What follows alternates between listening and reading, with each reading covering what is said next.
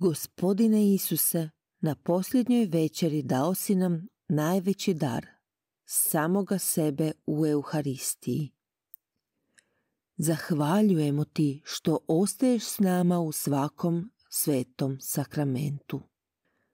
Danas se tebi posebno molimo za svećenike da budu sveti, hrabri i vjerni tebi.